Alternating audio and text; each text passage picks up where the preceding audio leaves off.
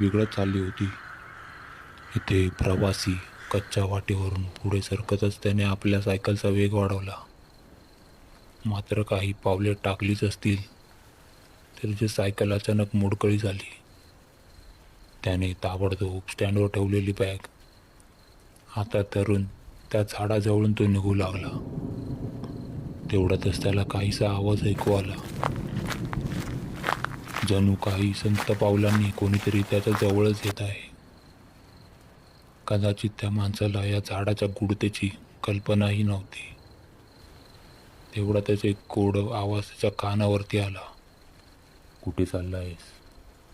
तो आवाज ऐकून तो लगेच थांबला.